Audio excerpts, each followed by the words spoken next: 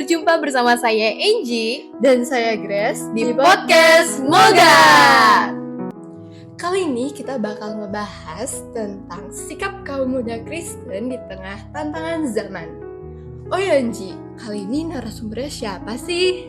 Nah, untuk podcast kali ini kita narasumbernya adalah Miss Lani. Hai Miss. Hai Miss. Kalau boleh tahu Miss ini di sekolah sebagai apa sih? Saya sebagai guru agama di SMP. Oke, guru agama ya guys. Oke, kalau begitu kita langsung masuk aja yuk Grace ke pertanyaannya. Boleh. Pertanyaan pertama ada apa nih Grace?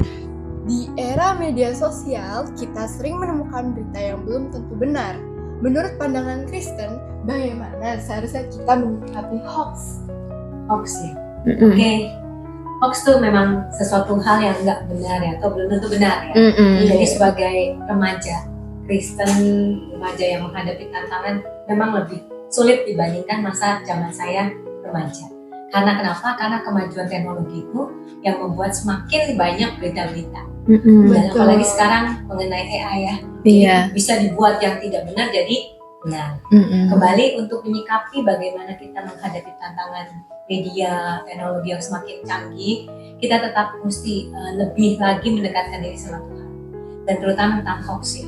Kalau kita terima berita sesuatu baik dari media, dari HP kita, maupun dari dengar sendiri atau dari orang lain, kita baiknya jangan langsung forward orang lain. Lebih baik kita itu merenungkan dulu, apakah ini baik untuk kita sampaikan, apakah ini baik untuk dilakukan misalnya. Kembali lagi kita punya sesuatu kekuatan dalam hidup kita untuk kita bisa mengerti. Jadi kembali lagi berdasarkan hubungan kita sama Tuhan, harus kita lebih dekat.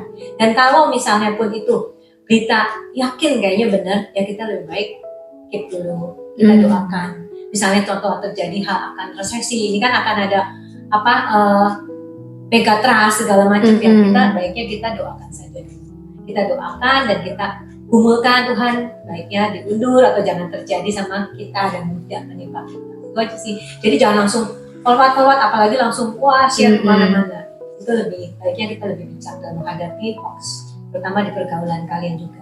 Jangan langsung dengar satu telinga, kan kita diberi dua telinga ya, mendengar dari dua pihak, mendengar juga dari apa yang ini benar nggak sesuai dengan firman nggak. Jadi yang menurut saya, kalau kita mendengar satu kabar, kita terima dulu, kita doakan, kita renungkan apakah baik untuk disampaikan atau tidak. Lebih baik ya kita doakan saja sih. Oke, Miss. Nah, tapi kalau misalnya apa sih dampak rohani atau moral yang terjadi kalau misalnya kita ini ikut nyebarin informasi yang gak benar itu? Oke.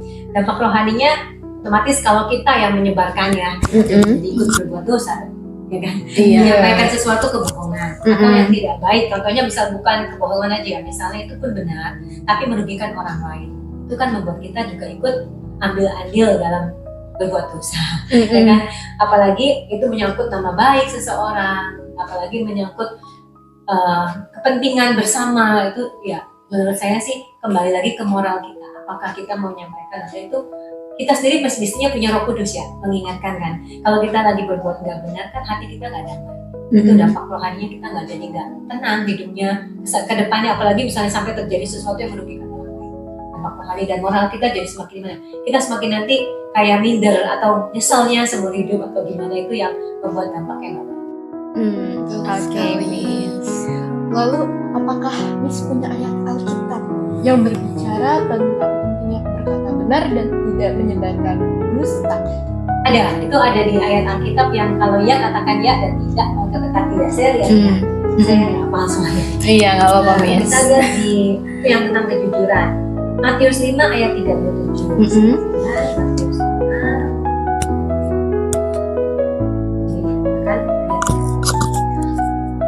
Matius 5 ayat 37 dikatakan, jika ya, hendaklah kamu katakan ya. Jika tidak, hendaklah kamu katakan tidak. Apa yang lebih daripada itu berasal dari si jahat.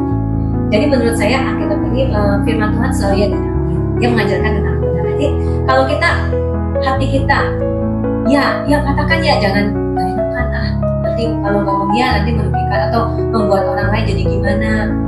Jangan. Kalau firman Tuhan mengatakan Kalau ya katakan ya, jika tidak katakan tidak. Jadi kalau memang kita harus mengatakan tidak, jangan takut berkata tidak. Apalagi untuk masalah-masalah yang tidak sepaham dengan firman Tuhan. Jadi kalau ya dengan jujur kita katakan ya. Kalau kita nggak sepaham dengan firman, kita katakan tidak.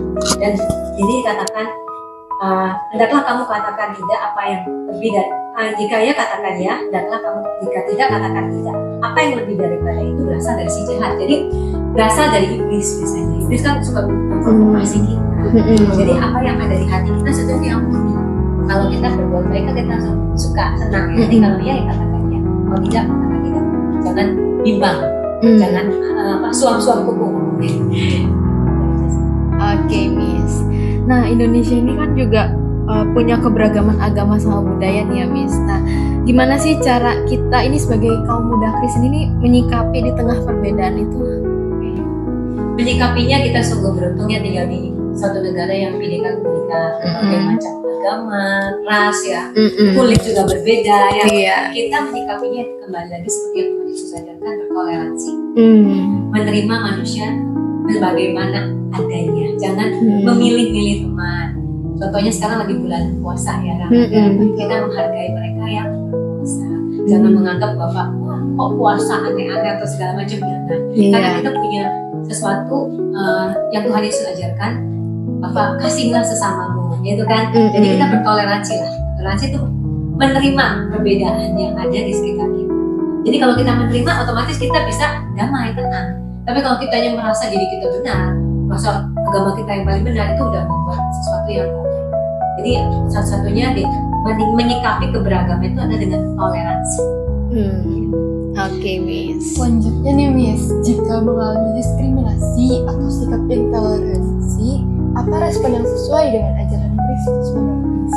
Diskriminasi, maksudnya kita mengalami diskriminasi dari minoritas ya. Iya, benar, Miss. Kalau kita kan memang kaum minoritas ya, apalagi kita di Indonesia, agama kita juga agama minoritas. Menyikapinya kita tetap dengan tadi tenggang rasa tuh, ya kita harus bisa menerima walaupun kita mungkin dikucilkan, istilahnya kita dianggap remeh, tapi kita tetap percaya bahwa Tuhan mengajarkan harus saling mengasihi. Dan yang kedua juga kita harus percaya bahwa kita ini berharga. Berharga di mata Tuhan. Apapun kita, siapapun kita, dilahirkan dimanapun, kita itu berharga. Dan Tuhan punya tujuan dalam hidup kita. Tujuan yang sangat mulia untuk bisa menjadi berkat bagi garap dan terang. Jadi jangan pernah merasa minder atau merasa putus asa atau apalagi merasa kayaknya aduh saya kok dikucilkan, saya kok minoritas sama. Karena di mata Tuhan kita semua sama. Dan kita itu berharga di mata Tuhan. Oke, Miss. Nah, kira-kira Miss punya ayat Alkitab nggak nih lagi buat kayak ngajarin kita ini hidup dalam damai, mengasihi sesama, termasuk kayak berbeda keyakinan, sama gimana cara nerapin ayat itu di kehidupan nyatanya? Tentang berdamai itu banyak ya. Ya. Saya ada tentang yang betul.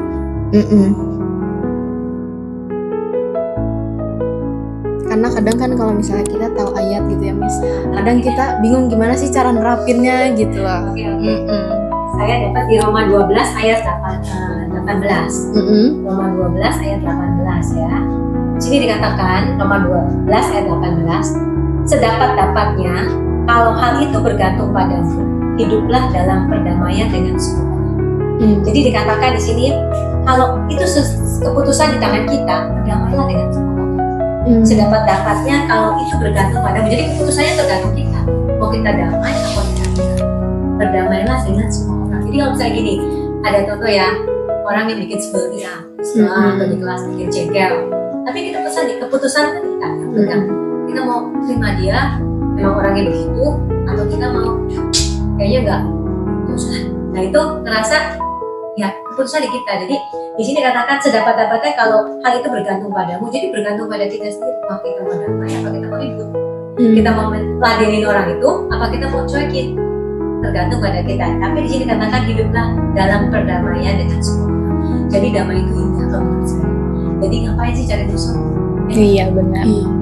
Nyari teman tuh lebih enak. Walaupun memang nggak mudah, tapi kan sedapat-dapatnya kita mau berdamai dengan semua orang. Jadi ya itu dengan cara mengasihi, mengampuni. Kalau orang itu bisa lagi ngomong kasar sama kita ya anggap aja bahwa dia lagi ada masalah, atau dia lagi bete.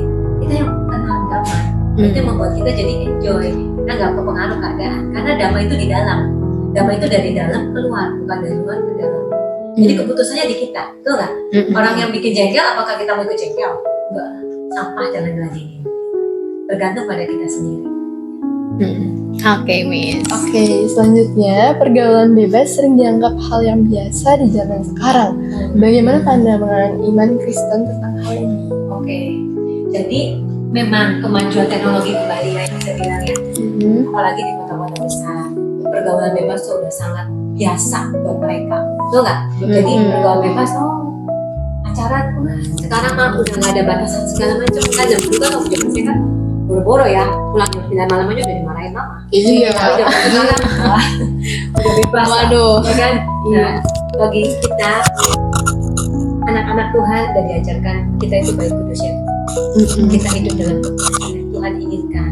Jadi apa sih sebenarnya pergaulan bebas itu kan pergaulan yang merusak hidup kita. Apalagi kita punya baik Tuhan di hidup kita, merugikan diri kita sendiri dan juga merugikan nama baik orang tua. Jadi sebaiknya kita harus tahu batasan-batasannya.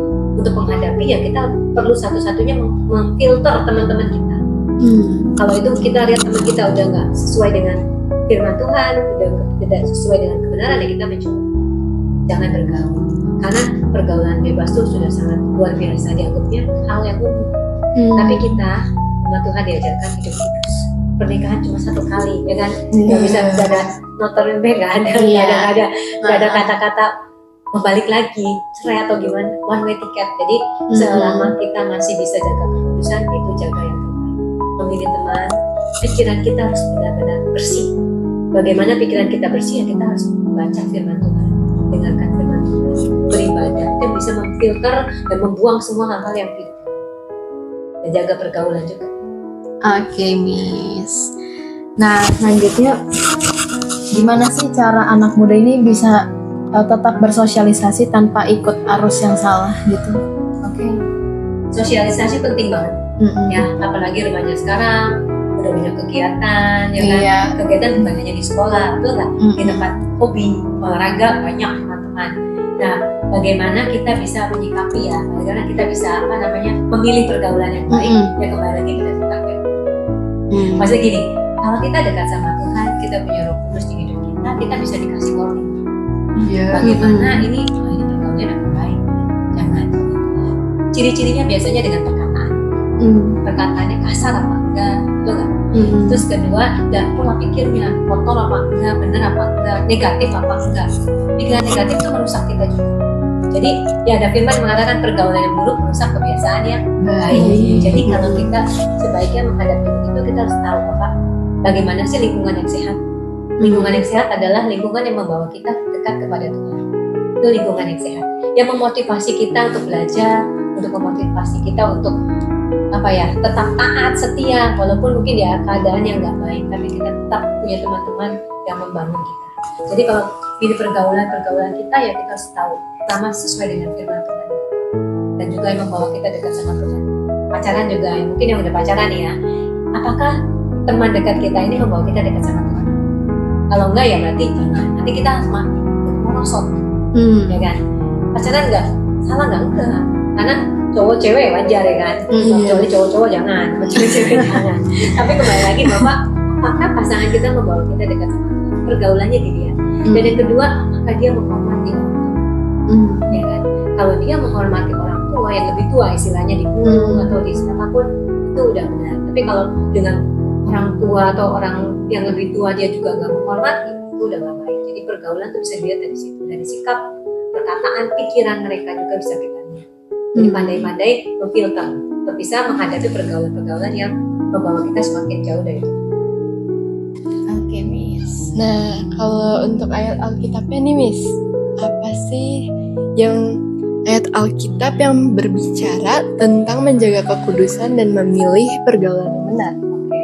Kalau nggak salah ya tadi ada yang seri ya, namanya tentang pergaulan ya. Tadi di 1 Korintus 15 ayat 33 ya. 1 Korintus 15 ayat yang 33 tadi yang kalau nggak salah ini sama ini. Tuh, janganlah kamu sesat, pergaulan yang buruk merusakkan kebiasaan yang baik. Itu yang saya biasa suka terapkan ke anak-anak didik saya. Jadi pandai-pandailah memilih pergaulan. Karena Kalau kamu dididik benar di sekolah, dididik benar di rumah, tapi kamu pergaulan di luar yang memilih yang sembarangan, itu akan rusak. Kebiasaan kalian akan ikut terbawa. Jadi ya pegang, tetap punya pergaulan yang baik itu dengan benar-benar melihat tadi yang ciri-cirinya, perkataan, sikap, pikirannya, tingkah lakunya. Itu buat saya, janganlah kamu sesat. Jadi di sini dikatakan jangan kamu sesat, benar-benar dikatakan sesat. Sesat itu apa sih? Sesat itu jadi tidak sesuai dengan firman Tuhan, jauh dari Tuhan. Jadi pergaulan yang buruk merusakkan kebiasaan yang baik. Jadi pilihlah pergaulan yang benar-benar baik. Standarnya ya sesuai dengan Oke, Miss. Terakhir nih, Miss, sebagai penutup, ada nggak pesan untuk kaum muda Kristen yang mungkin sedang bergumul dalam menghadapi tantangan zaman, sama kalimat motivasi mungkin untuk kita ini? Oke. Tadi apa untuk menghadapi tantangan zaman? Bagaimana sikapnya ya? Iya, pesan-pesannya. Pesan-pesan. Jadi kita nggak bisa menghentikan teknologi, kita nggak bisa menghentikan budaya yang bisa berjalan. Cuma kembali lagi apa yang harus kita lakukan sebagai umat Tuhan, sebagai remaja Kristen yang punya kualitas, yaitu mempunyai karakter yang baik. Karakter yang baik itu dari dalam. Ya, karakter yang baik itu dari sikap kita, dibentuk oleh firman Tuhan. Jadi kembali lagi, yuk kita sama-sama baca firman, rajin beribadah, punya saat teduh pribadi. Itu membentuk karakter kita akan menjadi pribadi yang kuat. Jadi walaupun sekitar kita nggak beres, tantangan zaman semakin berat ke depan, tapi kita tetap punya pegangan dan kita nggak akan goyah. Kita akan tetap berjalan di jalan yang Tuhan tetapkan. Jadi walaupun orang ngajakin kita macam-macam, kita akan bisa. Dan bagian tadi apa terakhir? Kalimat motivasi. Kalimat motivasinya ya. Jadi gini, hidup itu dibilang hidup itu kan sementara, betul, hidup di dunia sementara. Iya. Tapi yang sementara itu tuh harus dikerjakan dengan sungguh-sungguh, karena pada waktu kita check out dari dunia, kita check out kita udah nggak bisa perbaiki lagi. Jadi gunakanlah waktu-waktu yang ada, karena waktu-waktu yang ada itu sangat singkat. Baik kalian lagi ke sekolah nih, sebentar lagi udah terlalu lulus, ya bentar lagi kan kelas 12, kuliah sebentar. Jadi gunakanlah waktu-waktu yang ada dengan berkualitas. Jadilah remaja yang berkualitas, yaitu punya karakter Tuhan dalam hidup kita, karakter Kristus yang nggak bisa diajarkan siapapun kecuali dari firman, yang nggak bisa dibeli. Karakter tuh nggak bisa beli. Saya mau punya karakter baik, sabar, nggak bisa beli kan? Nggak ada sih toko yang jual sabar, nggak ada toko yang bilang penguasa diri, nggak ada. Itu semua dari firman. Jadi kembali lagi gunakan waktu yang ada, bersekutu dengan Tuhan, setia apapun yang terjadi. Bapak God is good all The time. all the time. God is good. Dan juga terakhir ya, berani berkata tidak pada hal-hal yang tidak benar dan tidak sesuai dengan firman. Jangan gak enakan. Kebanyakan remaja-remaja kan punya sikap yang gak enak. Iya. Pikirannya uper, pikirannya cupu, ya kan? Iya. Berani berkata tidak untuk hal-hal yang tidak sesuai dengan kebenaran. Dan terus bentuk karakter kita supaya kita kuat menghadapi tantangan. Oke, Miss. Terima kasih banyak ya, Miss, untuk waktunya. Oke, tadi kita udah banyak dengar-dengar ya dari Miss Lani tentang tantangan cara kaum muda menyikapi di akhir zaman ini, di tantangan zaman yang ada ini. Ya. Tadi kita udah dapat banyak apa aja tuh, Grace tadi? Ada yang harus dipinter nih, ada kita harus lebih dekat sama Tuhan ya, mau guys. Kita harus sering-sering saat teduh, terus kita juga harus berani berkata tidak kepada hal yang mungkin bisa dibilang gak benar gitu. Jadi say no untuk hal-hal yang gak benar ya guys. Oke, kalau gitu segitu aja